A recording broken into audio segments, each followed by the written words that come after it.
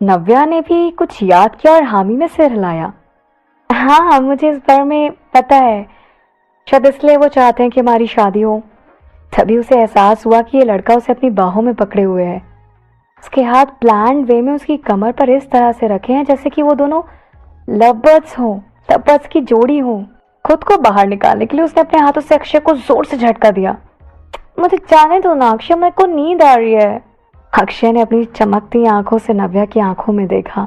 नव्या, क्या तुम्हें याद है कि जब हम छोटे थे तो हम अक्सर एक साथ कैसे सोते थे? हाँ, ऑब्वियसली मुझे याद है, पर इसके बारे में तुम अभी क्यों बात कर रहे हो? जिस तरह से अक्षय ने अपने बचपन के दिनों का जिक्र किया, नव्या को कुछ गड़बड़ महसूस हुई।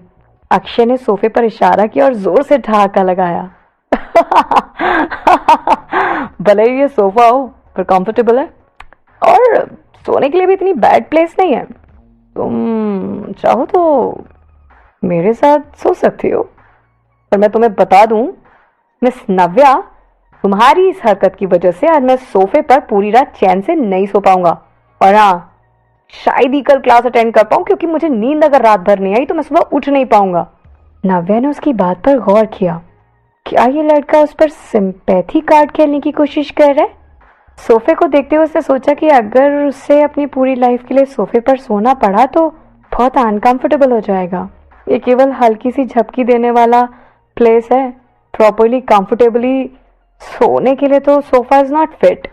नव्या ये सब सोच ही रही थी कि अचानक से अक्षय ने उसकी कमर पकड़ते हुए उसका हाथ चलाते हुए कहा, हे वाइफी प्लीज।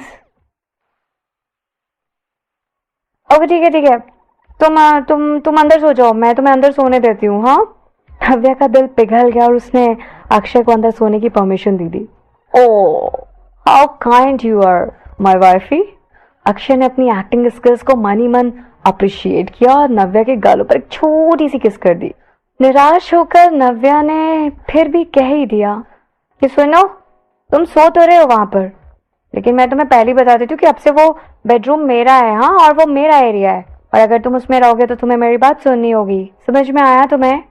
अक्षय ने अंगूठा दिखाकर ओके का साइन कर दिया और उठकर तकिया लेकर बेडरूम की तरफ बढ़ गया और फिर आवाज देकर कहता है, वाइफी चलो सोने चलते हैं। नव्या ने अपनी कोहनी का इस्तेमाल कर अक्षय को धक्का दिया।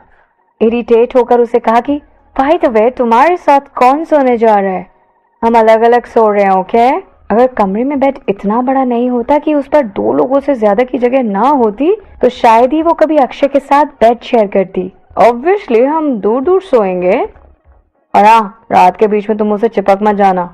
मुझे तो बस तुम्हारी टेंशन है कि तुम इतने हैंडसम फेस और लुक्स की तरफ अट्रैक्ट ना हो जाओ और कहीं कुछ ओके बस बस बस बस, इससे ज्यादा ना तुमने कुछ भी बोला ना मैं तुम्हें रूम से बाहर निकाल दूंगी, समझे? अक्षय ने चतुराई से अपना मुंह बंद कर लिया और खुशी से मुस्कुराते हुए अपने कमरे में कदम रखा और फिर वो दोनों सो गए। अगली सुबह सूरज की किरण उनके कमरे में साफ साफ चमक रही थी। नव्या बेसुध होकर सो रही थी। वो शायद किसी की बाहों में थी और दोनों काफी करीब थे, और नव्या मुंह खोलकर सो रही थी। जब वो अपनी नींद का आनंद ले रही थी, उसे लगा कि कोई उसे धक्का देकर कह रहा है, उठो नव्या, जगो नव्या। यार you are so annoying, why you are disturbing me, बहुत परेशान करो हमें।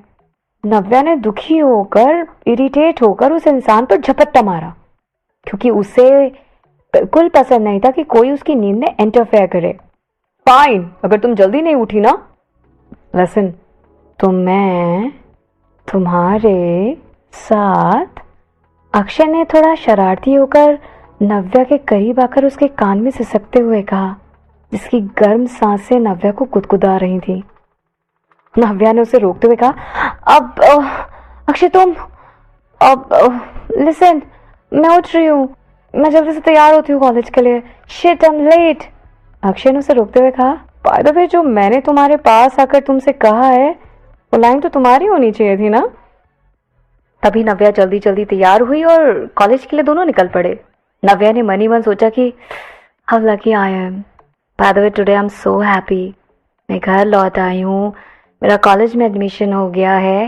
वो इतना सोच ही रही थी कि अचानक से एक बहुत ही सुंदर लड़के का चेहरा उसके दिमाग में आया। वो चेहरा अर्जुन का था। तो उसने तुरंत अपनी पलकें झपकाई और आंखें जोर से खोली और उसने कहा, शिट, मैं ये क्या सोच रही हूँ? मैं मिस्टर हैंडसम हंग के बारे में सोच रही हूँ। आई थिंक मुझे अब उसके बारे में नहीं सोचना चाहिए। पर वाई? मैं उसके बारे में क्यों सोच रही हूँ? लीव, मुझे कॉलेज जाना है और शायद मुझे सब नहीं सोचना चाहिए।